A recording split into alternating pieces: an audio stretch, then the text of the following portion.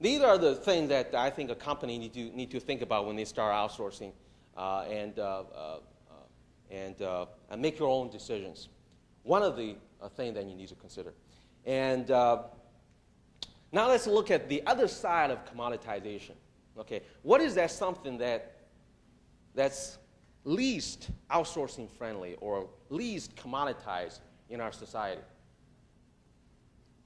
I want to give you 10 seconds to think about it. That is the opposite of all these features above. Healthcare, we have one. Low differentiation, which means the other side is high differentiation, very different. And it's not standardized at all. And it's very, very personalized. This is important, very personalized. I want you to think outside the box here. Don't think about commerce. Outside the box, Joe. And it's not easily available. You got to find hard. You got to work hard for it to find that product. And it's high profit margin. It can be so high that can cost you everything. That can also give you everything if you find it. So what is that something?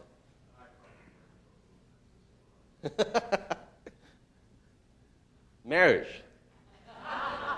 Isn't that true? Marriage is the ultimate form of human relationship.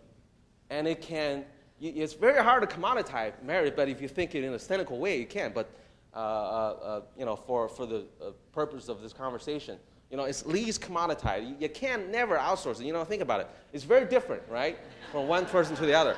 And it's not standardized at all. Everybody has his own story. And it's very personalized. And it's not very easily available. You got to, work hard to find it. And it's high profit margin.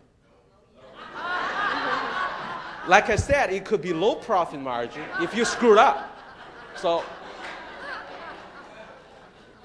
these are I think, what make it interesting is, if you look at everything in between, I think from an outsourcing perspective, these are things that, you need to think about, an organization needs to think about. What is everything in between? So if the product is closer to a marriage, which means that it's relationship driven, then that is probably something you want to keep internally, at least for the short term. If a business process is closer to a pair of socks, that is something that you want to think about probably tomorrow. Why am I still doing it? If someone else can do it better than I do. So, but and we can go on, but that's something that I just want to leave it up to you to make your own judgment. These are some of the forces behind outsourcing that made it possible over the last 20 years. And number one would be the communication revolution, if you will. The infrastructure that's been built over the last 20 years, the undersea transatlantic, transocean fiber optic network, that made communication extremely cheap today. And you can make an international phone call literally for nothing. And some of the emerging economies from different parts of the world, and if you think about the transition of these emerging economies, it's very interesting as well, because like Japan after the World War II started working outsourcing or compete with the United States in the automobile market, and then it's Taiwan who's last 20, 30 years, and now is the era of India and China.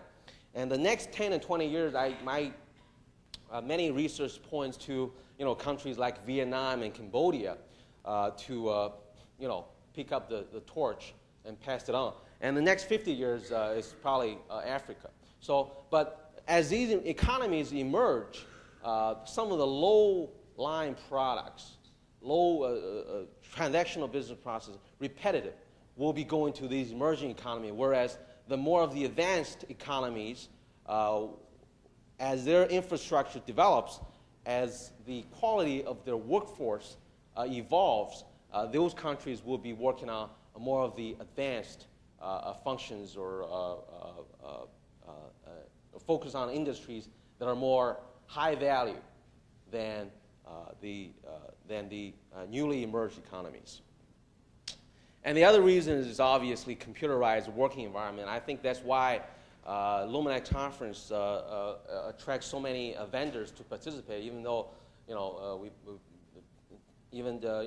at a substantial cost, because LuminX is a computerized working environment and is also a service delivery mechanism for many companies, especially for a company like JMS.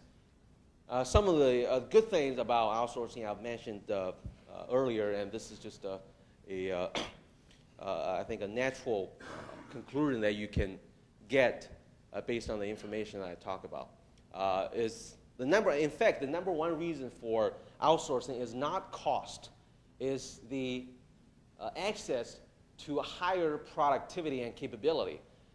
Think about this, one of the most successful outsourcing company has nothing to do with offshore. Think about a company like Paychex. Okay, this is a company that's specializing in human resource outsourcing. There's nothing offshore. There's no offshore related. Okay, these guys have a technology, have a process that allow them to cut checks and manage employees' payrolls in a way that is superior to anybody else. And it makes sense for a company to outsource to a company like Paychex. And in that process, a company transfers some of the risks to the vendors because you can control the contract with a lot of different terms, like quality, like turnaround time, stuff like that. And cost reduction is the other benefits, obviously, especially when offshore is involved. I have a report, a survey conducted by the Boston Consulting Group a couple years ago, look at the labor market between China and India, and made the prediction that the difference will continue to grow rather than shrink, because even though the salary growth rate in China and India is higher than that of the United States. The United States is probably 2-3% or 4%. In China and India is probably 8 or 9 or 10%.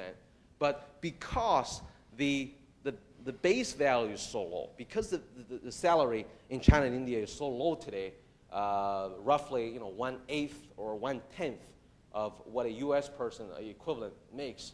But because the base value is so low, even though it grows faster, the absolute difference will become larger in the next 10, 15 years.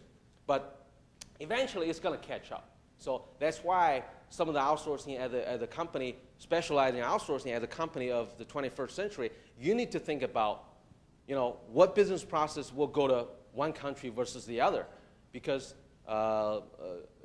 these emerging economies are at different stages, hence good at different things.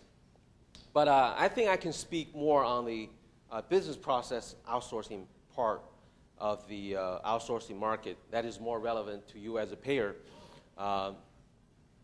The critical thing, the most critical thing, I think, is also the most challenging thing as a business process outsourcing service provider, I think, is relationship.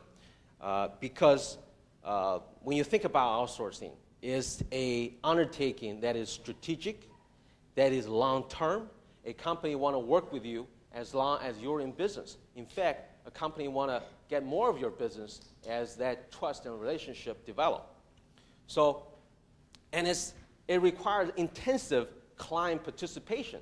It's not like, especially with healthcare payers, it's not like you give the project to a company that there's no communication between you and that company. There's a lot of communication, especially during the implementation part of the projects.